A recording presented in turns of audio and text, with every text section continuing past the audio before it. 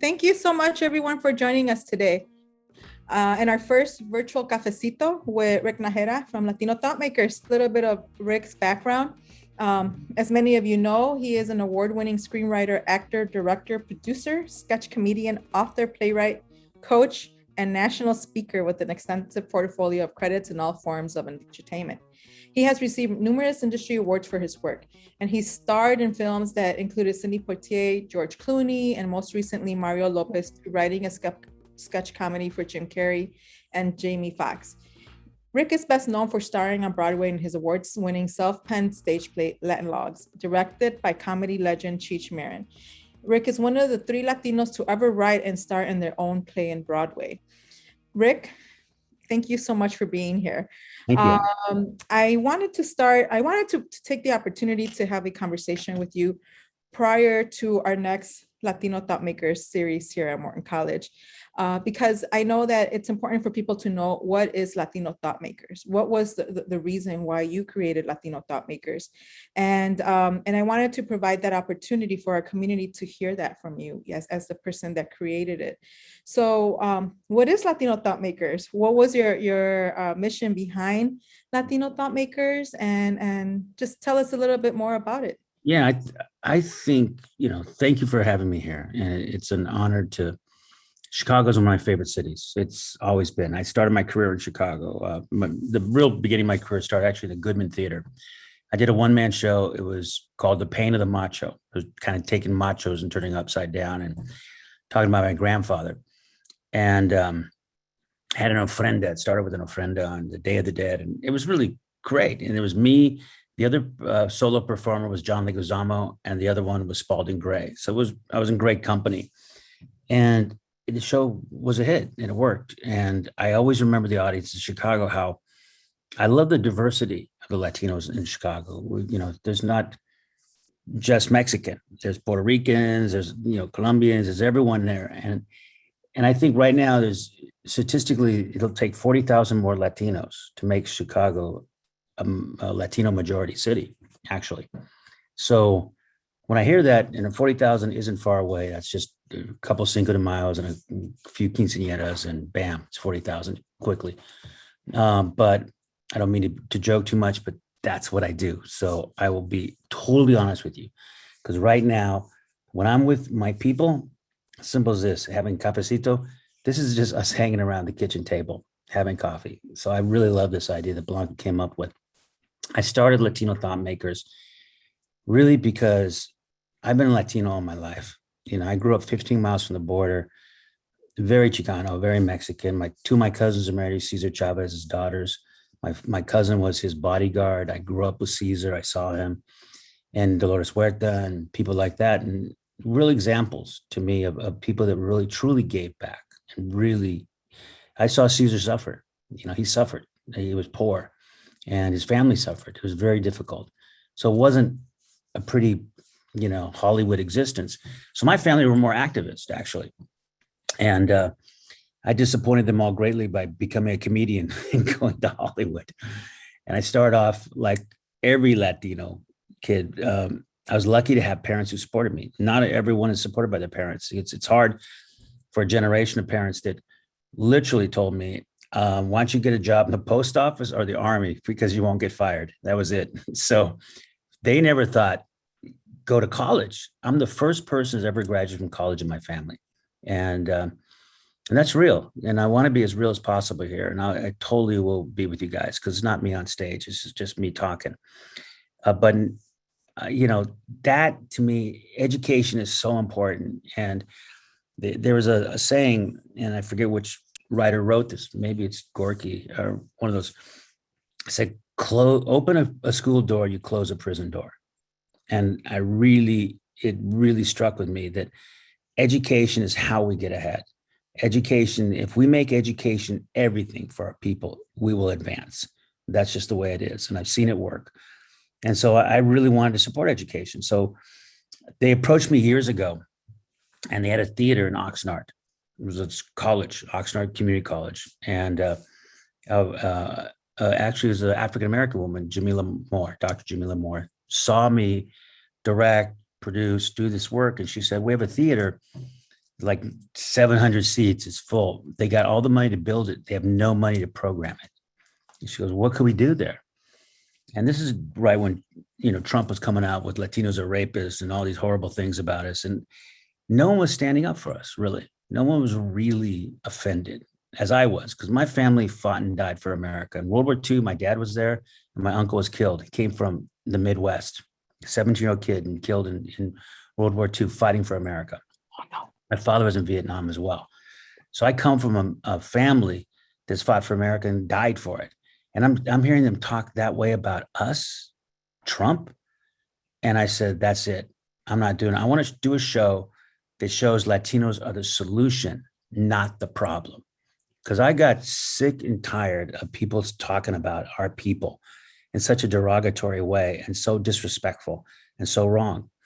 And that's where Latino Thought Makers came from. A lot of people know me as a comedian or doing shows like in Living Color or Mad TV and writing them. And yeah, I can be funny, but you're only funny if you come from pain. The pain makes you funny because it's your defense. That's where the best comedians come from. We're one step away from depression. That's why you do comedy, because if you look at it, you have to laugh. You just have to laugh. And that's one thing about our people. Latinos laugh. And so I wanted a show that would, first of all, show that Latinos are the solution, not the problem. Show people that are inspiring, some famous, some not. I've had everyone from Dolores Huerta to Edward James Olmos to people like, an astronaut, Puerto Rican, who's in the Mars program, or Alex Meneses, who's a Chicago actress that's done quite well in Hollywood. And you could see where she came from and how she's changed and how she's changed the narrative in Hollywood. So I want to put the spotlights on people that we can look at and hear their story and realize they're no different than us. A lot of times I get a lot of, like I'll be get a chance to speak, and I speak a lot of different places, Harvard, Stanford, you name it. And I'll be at those days and I'll be up there and I'll look out in the audience and there's always a banquet waitress, picking up plates and bringing them down. And that was my mother. That's how she made a living. She was worked at the Town and Country Hotel as a banquet waitress. And she would come home with leftovers. I mean, I would joke with her. I'd say, Mom, there's a cigarette butt in my steak. What happened? She'd go, no, mijo, we were, it was never on a plate.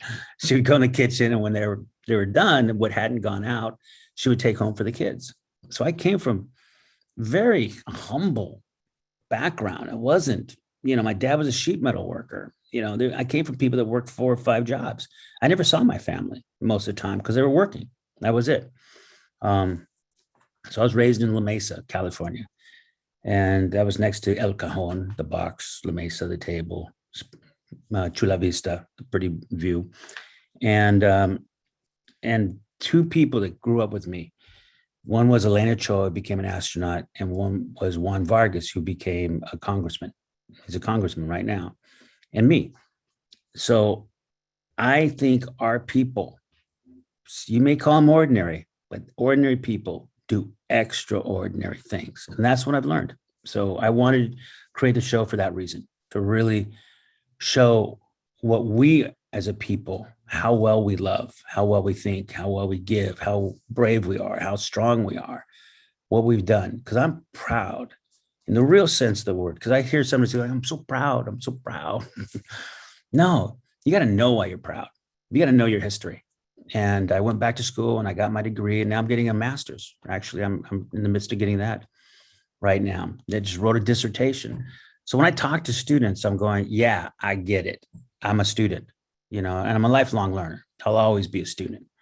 And so that's why I started. That's why Latino Thought Makers came about. Thanks, Rick. I remember a few years back, I attended Haku, and that event was a conference for, Hispanic serving institutions. And Rick was there, and I believe it was the first show, the inauguration of Latino Thought Makers. And he had Cheech Marin and he had Esai Morales, that I'm sure all the women know. And it was a great show. And I remember thinking to my head, that would be a fabulous show to bring to Morton College. I followed Rick in all of the shows through COVID, and he's had great speakers. Can you share with us how many shows have you done already? Latino Thought Maker shows you've done, and I know you've had a wide range of guests. How has that been going for you? I think we've done, I'm sure like 50 shows at least, something like that, and this is a great opportunity for people.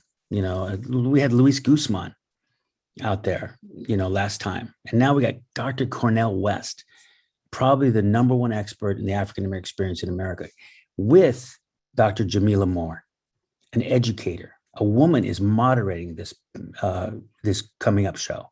It's not me. I'm actually stepping down and letting her moderate.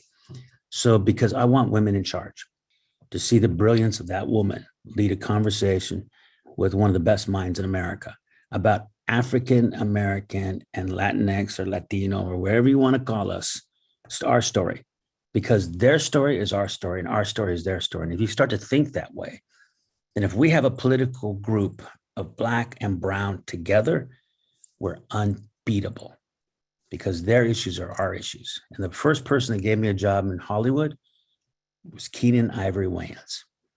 And the first person I acted with in Hollywood was Sidney Poitier. And the other third person who taught me a lot about acting was Whoopi Goldberg. I worked with her as a kid. So I look at people that are our allies, like the African American experience, and we should work closely with them as well. We have to work together. That's what, that I'm seeing, and that's what I want to do. That's why this conversation is so important.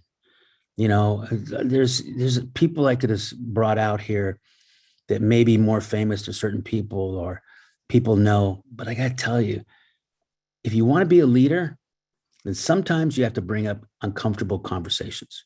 And sometimes you have to listen to those conversations. You have to get yourself involved in those conversations, because that's what I want to do. I want people to have the conversations we need to have in America today to move us all forward, because I see danger ahead. And if you're a leader, you have to look ahead and go, our children are being caged, our children aren't being educated, all these things are going on. And if we're not politically active, and if we're not involved, and we're not changing the narrative, then we're part of the problem. We're complicit.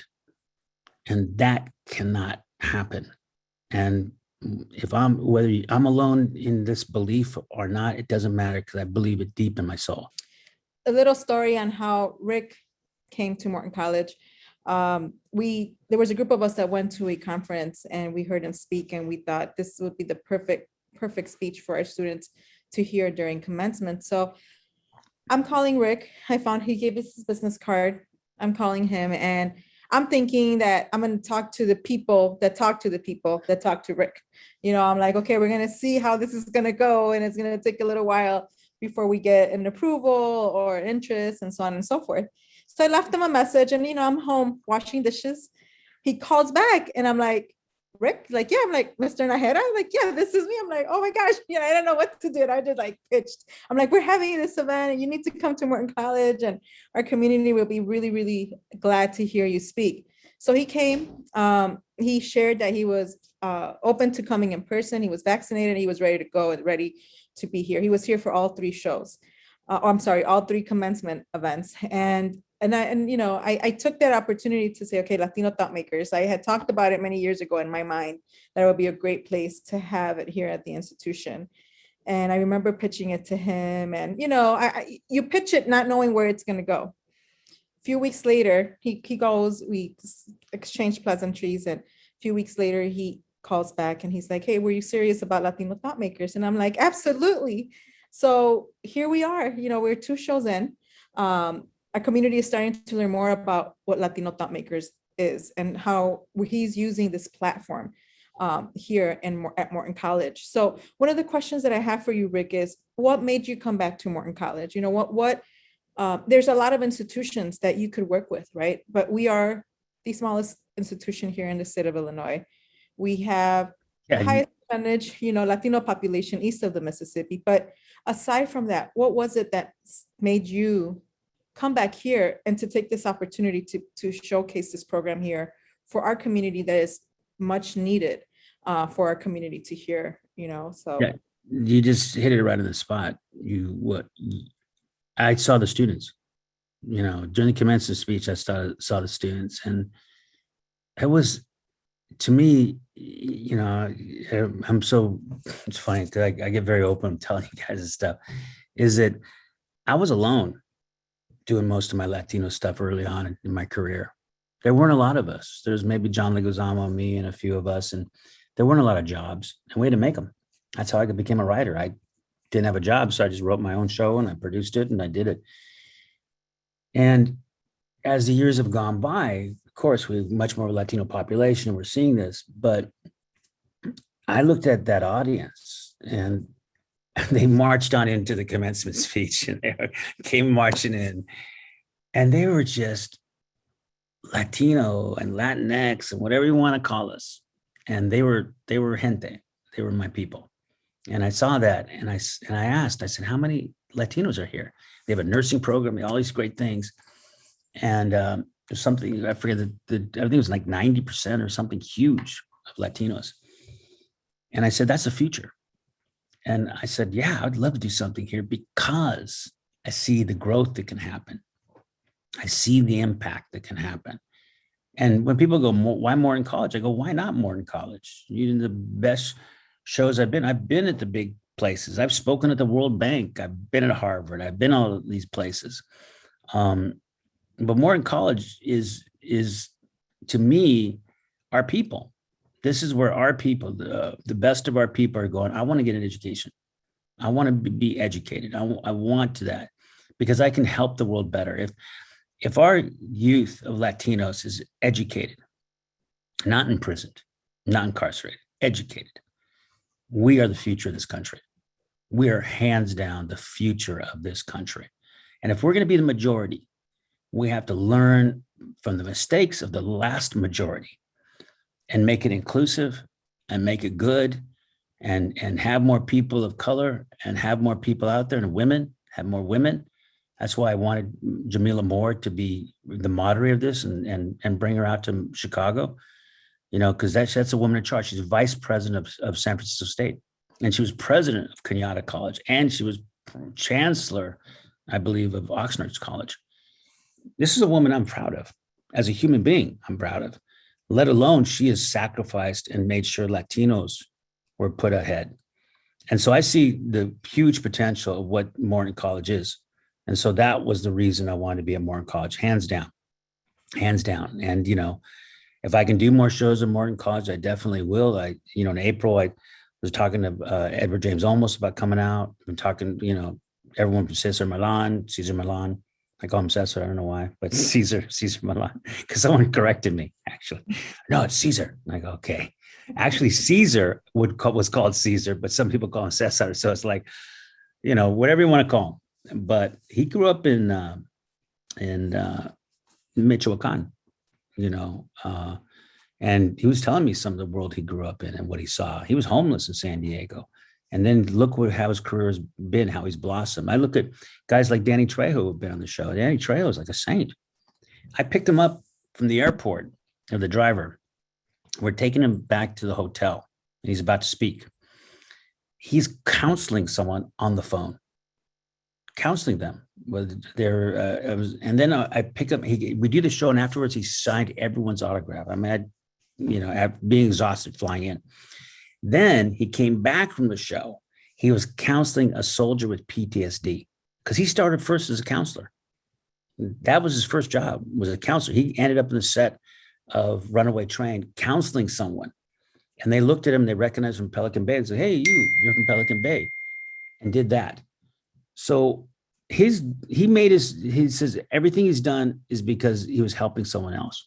Luis Guzmán, who was just at Morton College, wanted to go. He wanted to be at Morton College, and he was no problem getting him aboard. He started off as a social worker in one of the roughest neighborhoods in New York.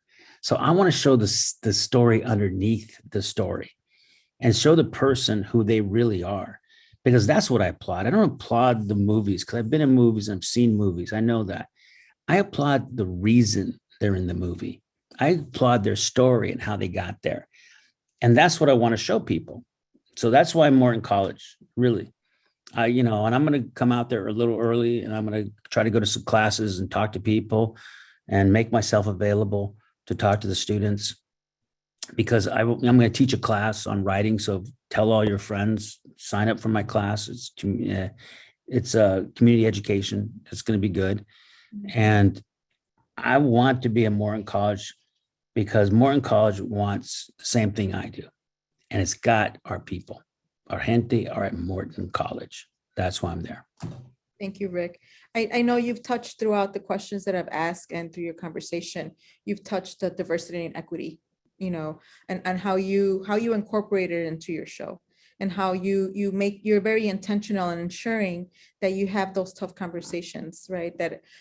You're representing different folks in different communities through your show, and you talk about it. We did have a question on Facebook about diversity and equity in the show, mainly women speakers. And I wanted to provide the opportunity to share your feelings about that, right? I think one of the things that we did to kick off Latino Thought Makers is kick it off with Luis Guzmán. He's been here before. He enjoys the college, and I think he's a person that's going to continue to come to the college via an appearance or even interested in teaching classes, so I think that's a great opportunity. But having Dr. Cornel West here in our institution to have a conversation about unity, about the past, about what we're facing now, and what is the future, what does the future look like when the brown and the Black community unite. So I did want to, I know that you've been talking about it now. You've been touching on it in various ways, but I did want it to be a little bit more intentional to get your feedback on using Latino Thought Makers for the diversity and equity, right? And what does that mean to you? Well, to me, one of the most important things actually is the women's issues. And, that's why I put it for Jamila Moore, Dr. Jamila Moore. I have an African-American woman leading the discussion. Very important. Next guest looks like we'll have Natasha Perez, who stars in Selena. She plays the bad character. So she's the one you love to hate. And she's a working actress and really good. And she's from Colombia. And so I'm trying to say, okay, I have someone who's South American, and then I have an African-American woman. And the next one will probably be either Alex Meneses or any of the different women I know. So actually, this show will be, the majority of the season will be women. I'm kind of neutral because I happen to be the host and I'm asking questions and stuff, but I want to put the spotlight on women, and I have in a lot of ways. I mean, Dolores Huerta, having her on stage, we had a full mariachi orchestra serenading Dolores Huerta and honoring her when she came on stage for all her work. So it is very important. Some of the great things is there's a lot of women who are working in Hollywood, and it's harder to get women sometimes than men, because for the few groups of women that are working, they're booked up even more. So we had, for the show you saw at Haku, we had the Diana Guerrero, I believe, Orange is the New Black. So we've had a lot of people, a lot of women, and that's important, and I want that to be, I want women celebrated. I have 2 daughters. It, doesn't mean I'm extra good or bad or whatever, but I want my daughters, I think of my children. I brought my son to Harvard, and I met with Dr. David Carrasco. And Dr. David Carrasco is half white, half Mexican, and the expert on Mesoamerican Mexican archaeology in the world. One of the best. And my son met him, and I wanted to meet him for 2 reasons. I wanted him to look at him and see that you don't have to be pure Mexican. There's no such thing as a pure Mexican. And I can see that he can still, this great man, David Carrasco, loved his culture and celebrated his culture and enjoyed and understood his culture. And I wanted my son to have the same experience, so he can see that. My grandfather, very güero, blue eyes from Chihuahua, most likely not pure Mexican. They have a lot of Mennonites and Irish and Germans in Chihuahua. And if you listen to music in Chihuahua, you'll hear it. Yeah, oompa oompa sound. That's the German breweries, the guys that came over. We're a mixed group of people. That's who we are. That's who we've always been. And so I want us to see all the groups, and it would not be complete without women. So We're gonna do more shows with women, of course. And this season actually is majority women. But you have to understand what goes into this. There's a lot of thinking and there's a lot of planning and there's a lot of looking, going, what is the season going to look like? Do we have someone representing, like Luis Guzmán, Puerto Ricans, representing Puerto Ricans on stage? When I did my show on Broadway, Latino Logs, we had a Cuban, Renee Levon. We had a Puerto Rican woman that was Shirley Rumerick, who came from Hell's Kitchen and went to Yale, not jail, Yale. She was a graduate of Yale. And I wanted her to be highlighted. And Renee Levon, Cuban, and Eugenio Derbez, the most Mexican of all the Mexicans from Mexico City, and myself. Look at the groups we had in that. That's thought, that's thinking, it's planning. Because it can't just be, if it's Latino Logs, it has to include other groups of people. When I first started off, my first show was Latins Anonymous. And I had people actually going, should be Chicanos Anonymous, man, should be Chicanos, and it should be Chicano. And I'm like, I want to include other Latinos. I want to show how broad a culture we are, and how inclusive a culture we are, and how different we are, that every part of us is a story of humanity. And that's what I wanted to do. So yes, we think these things out to a great degree. And I'm always open for suggestions, or people want to email me and ask me questions or whatever. That's the thing. The Blanca, I a lot of times put my email out.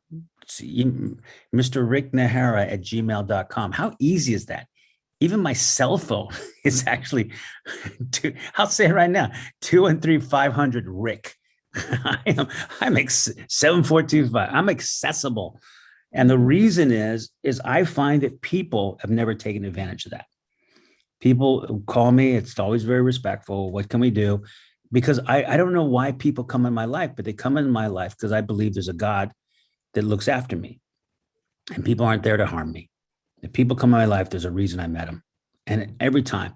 And just like a story about that bus boy, there was a guy who came to the show when we last did. He brought his family. He had a program of me when I was at the Goodman Theater almost 20 years ago. My program, he kept for 20 years because he loved that show so much and he wanted his family to come. And they came to Morton College to see the show and to see Luis Guzmán.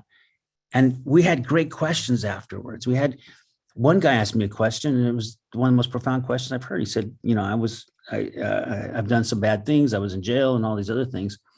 He said, what advice do you have for me? And I said, forgive yourself. Forgive yourself. That's the past. Move on. Look to the future. If you keep looking in one direction, you'll go in that direction. If it's looking past, you're going to go past. Look in the future. And here, he's at Morton College getting an education. That's his future. And that's to say is that we got to forgive people, and we got to move forward because we have a high rates of incarceration with Latinos. And when Latinos have come out of prison, we should welcome them back in our community. We should welcome them back in the community because they served their time. They did their time. And it's time for us to forgive, renew, and set them on the right course, knowing the community is behind them. We have to build our community. That's what I believe.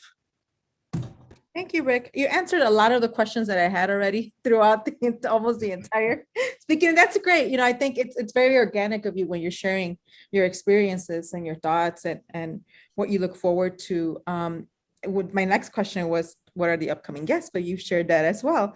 So I think before we go into the question and answer section, I do want to, just ask you.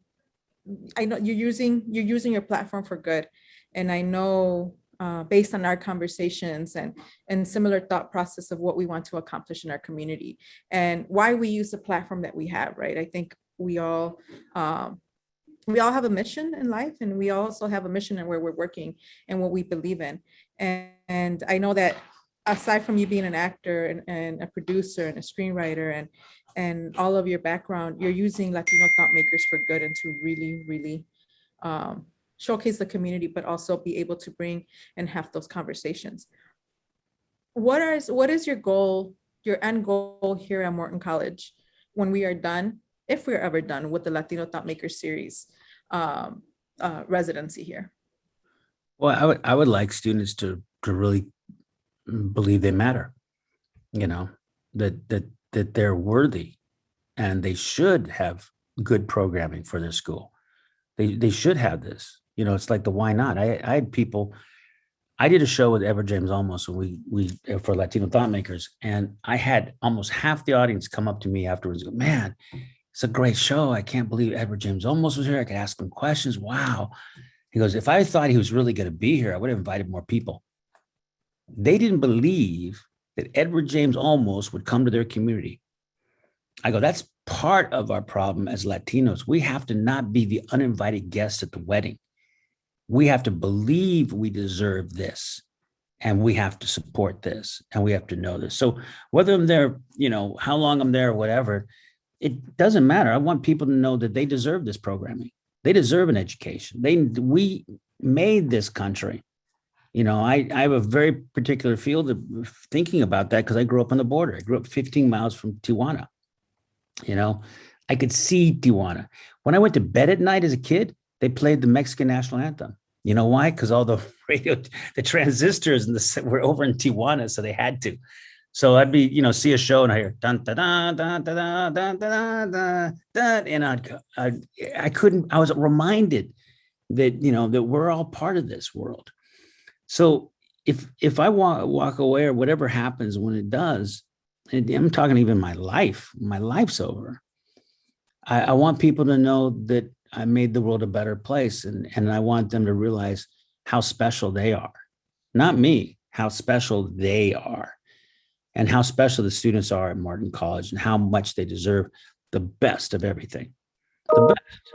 And they're going to give back the best to everyone around them. That's what I believe. Thank you. Thank you so much, Rick. I have a question. Are you seeing progress in your many or few years in what you've been doing? Are you feeling like there's progress, or are we going backwards or forwards? You know, normally when you take one step forward, you take two steps back, but you're still. Yeah. So in the country, I think there's a lot of stepping back. You know, in my lifetime, I literally thought when Obama became president, I would not be talking about diversity and racial harmony and equity and all these 1,000 terms we use. I never thought that would be. Trump changed the world. He allowed people to be hateful. And that's not the America I remember as a kid. That we lived in hope, you know, hope we could do better. You know, it's like John F. Kennedy, ask not what you can do for your country, but what your country can do for you, but what you could do for your country. I mean, things like they were hopeful. And that's why Latinos love this country so much. We believe in the dream of it. We believe things can be better. I don't, you know, I'm married to an Anglo woman. So my kids are Mexicans. I'm not spreading hate on either direction. I want people to love each other and care for each other. I want people to be decent to one another. And so I've seen in some ways the country going backwards. And it's not just me. There's FBI crime statistics that will prove it, that we have more hate crimes and all these issues. I saw in Encino, where I'm living right now. My wife drives over and comes in, Rick, get in the car. What's going on? I'm jumping in the car. She goes, there's this woman, they're yelling at her, and they're saying you don't belong in this country. You got to get out of here. And they're yelling at her. So I go up half a block away. There's a gas station nearby. And they were yelling at her. And there's a woman following another woman. This woman's walking. And she looks Latina. And she's walking with her groceries. And she's scared. And this woman's going, you don't belong here. Get out of America. Get out of here. This isn't your country. Get out of here. And I went up to the woman, and not only me, it was a Jewish couple came up to her too and says, are you okay? Are you okay? And we surrounded her because this woman was literally going to run her over with her car. And we called the cops and we're protecting her. And I talked to her, and I started talking to her in Spanish, and she didn't speak Spanish. She was Armenian. And this woman thought she was Mexican and was yelling at her to get out of her country and saying hateful things to her. And she didn't even have her culture and race right. She was Armenian and was yelling at her because she represented a Mexican. And I've seen that in my lifetime. And it's sad. It's horrible. So I believe there's a better, that we serve for better angels inside of us. And as a country, we'll get better. But I think shows like this and questions like this are necessary. It also gives people that aren't Latino a chance to ask questions. You know, I was taking a train, I was speaking at Harvard, from New York to Harvard, and there was these two Jewish men in front of me, and they had Paisleys and the total Orthodox. And I'm sitting across from them, we just have 3 hours on a train. And I look at him and I go, hey, what's it like being Jewish? What's it like being Jewish? And the guy stopped. He's, no one's ever asked me that question before. We talked for 3 hours about being Jewish. He got off the train, said, thank you so much. It's such a great conversation with you. He gave me kugel, which is a Jewish dish, and Orthodox food and stuff. And he said, we exchanged numbers. And I called him up. He came to LA and I said, please. And I got him to visit me on a movie set and gave him the tour, honored him. And we became friends. We became friends. And I think that's what these conversations do. They open up and become friends. And I think, we're all better together than apart. And we can't not go ahead if we're not reaching back and bringing people up with us.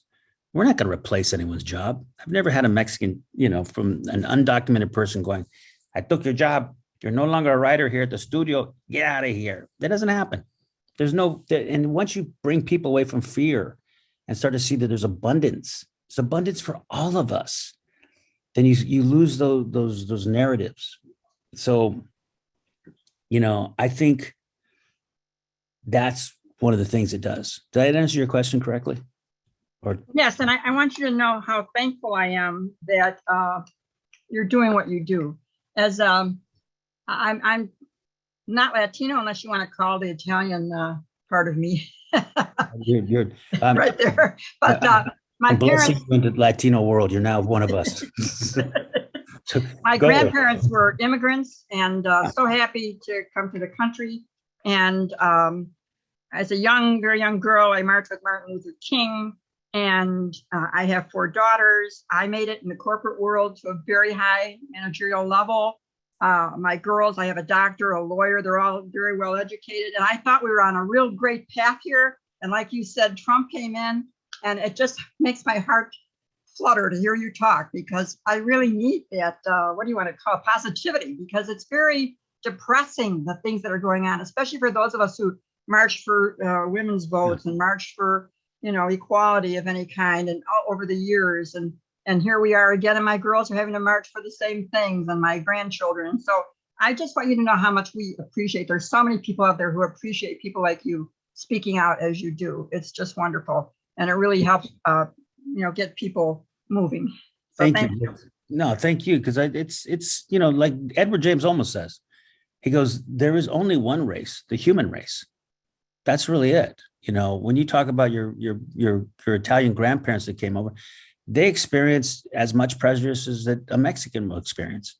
It wasn't easy being Italian. There were some horrible things said about Italians, and same with the Irish. But if you know your history, we've all gone through this. And that's where we see where we connect as human beings. And I think, I've realized how important this work is. I've realized it in the last year, much more.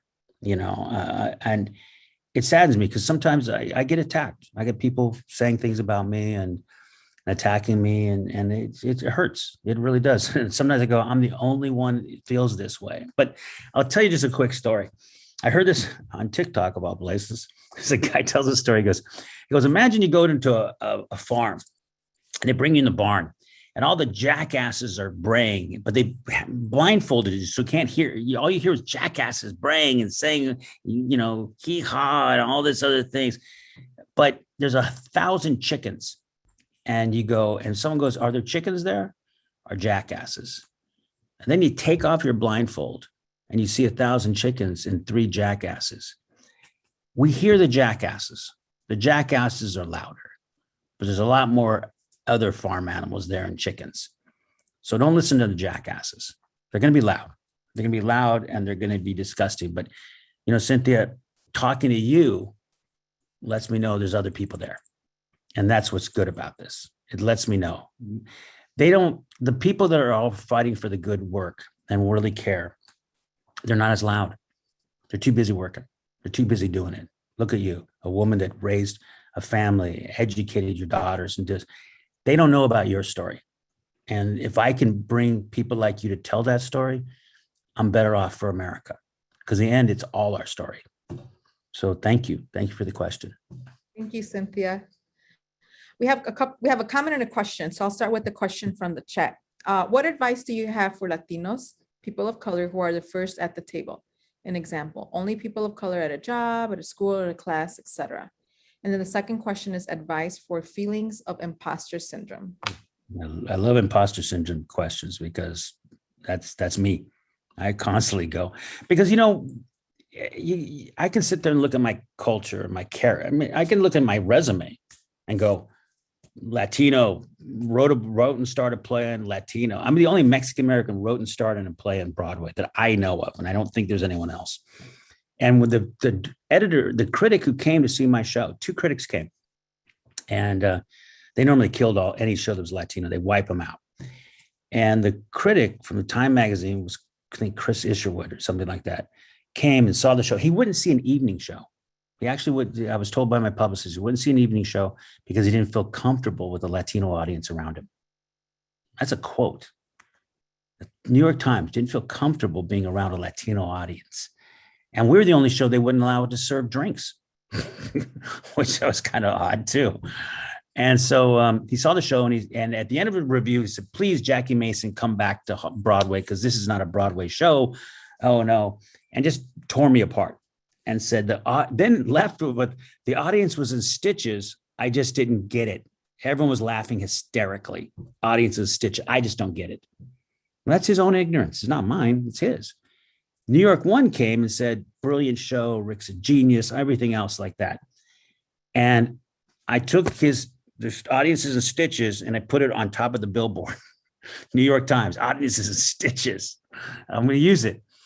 And then I met the New York One woman. I asked her, I said, hey, I don't mean to be unprofessional here, but I'm asking you why you got the show so much and why you praised it so much. And she said, oh, my husband's Puerto Rican. I thought it was hilarious. She had someone in her world that could explain it to her. It's like, if I saw opera, it'd be great to have an Italian with me explaining some of the nuances and things like that. I might know it a little bit more. It's called bringing your cultural understanding a little further. I'm Mexican, but I love Mark Anthony and I go to his concerts. I've seen him perform plenty of times. I've helped him with his Maestro Cares program by bringing donations. I see the great work that Elena Sotomayor does and Cardenas, Henry Cardenas does. I'm broadening myself. That's what education is about. It broadens you. It makes you think differently. It includes more people in your world and all that stuff. So the imposter syndrome will exist in you, because for our people of color, you can't just be good. You got to be great. I wrote a film, Nothing Like the Holidays, that I think put in the congressional record as a great film. I got a show on Broadway. I have numerous pilots. I've done, some incredible work. It's not enough. It doesn't ever seem to be enough. And that's where imposter syndrome comes, because you're constantly like, wait, I feel my imposter because I'm doing stuff and I'm not seeing it's enough. So recognize imposter syndrome exists, see it as part of your life. And then you got to go, it's imposter syndrome. This is what this is imposter syndrome. I got to get, past it. And you got to meet people also that support you. Develop a network of people that are going to tell you it's not imposter syndrome, and that's what you got to do. As for being the first, I've been the first most of my career. Understand this. You don't want to be the first. It doesn't give you any pleasure to be the first. It doesn't. I know people will say that you're the first this, first that. No, I don't want to be the pioneer. I want to be one of many Latinos who are working, one of many. So at first, understand you will be the first at the table. It doesn't give you happiness, but you're not an imposter. You deserve to be at the table. You deserve it. And you have to keep reminding yourself that. Thanks, Bianca. We have a comment from Leticia Carmona. Yeah. As a mother of a biracial child, Black and Mexican, I really want to thank you for your time. This is so important, breaking the stereotypes, coming together and creating those uncomfortable conversations. Thank you. because sometimes, conversations like that, I may not get the same support as I do with other conversations. And it's too bad, because for me, the African-American community gave me my first job. And when you're Latino, we're loyal. You give us our first job, we're gonna remember you. I will always thank Keenan Ivory Wayans for giving me my first job. I did a great job for him, as he expected, but he gave me my first job. And I'm, same with Sidney Poitier, and same with Whoopi Goldberg. So I see people have helped my people and their culture. My father in World War II came back with PTSD from the war. And he had been in the worst battles in Tarawa and in the Pacific. And some white officer told me he has to go back to the war. And the war was over. He was living in San Diego, and he knew he had already served his time. And he argued with him because the guy was just racist. He's like, you're Mexican, you can go get on the ship. And so my father, being the boxer he is, turned into Oscar de la Hoya for a quick second and knocked this guy out. He goes to the brig. In the brig, there's black guys in the brig with him. And they're in there for insurrection or mutiny. It was a mutiny. They refused to go into a burning cargo ship that was about to explode. And they were ordered by a white officer to go in there. They didn't order anyone else but the black guys to go in there. And they said no. And they put them up for charges. My father became friends with those men. And my mother's earliest memories, my father dressed like a Pachuco coming out of World War II. And I was like the late child, they were older. And he had black friends. She goes, he had black friends. Wow. So that was I'm taking care of that, is that's what he did. He knew, and he told me, he said, mijo, black problems are our problems. And we're together. And he drummed that in my head very early. The only time he ever got mad at me is one time I had never heard the N-word, and some racist kids at school were saying the N-word, and I didn't know what it meant. And I asked him, what's this, this word? And he says, never say that. He was so angry, never. It hurt him to hear that I heard that word. And I asked him about it. And he was very adamant about it. The black issues are our issues. I never forget that. And black people, 1829, were freed as slaves in Mexico before they were in America. And as the Mexican president at the time said, when white bounty hunters came into Mexico to look for Mexican runaway slaves, he said there are no slaves in Mexico, only Mexicans. Meaning those black men and women that are here in Mexico are now Mexicans, and they will defend them. And they did. So these are the questions and these are the stories I want to tell. So thank you. As a biracial child who's black and Mexican, love all of you. That's what I tell my kid who's white and Mexican, love all of you. Love all of what you are, because what you came here is our human story. Thank you so much, Rick. We can wrap up today's Cafécito.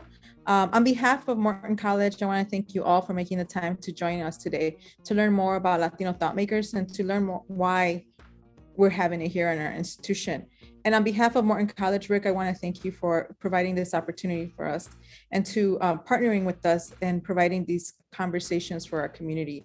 And you're right, why not Morton College? I think our community is very, very deserving of all of the hard work that everyone is doing here and providing these opportunities and programs. Also a reminder, Friday, October 22nd, we'll have Dr. Cornel West, Dr. Jamila Moore, and Rick here on an important conversation about our unity, brown and black communities.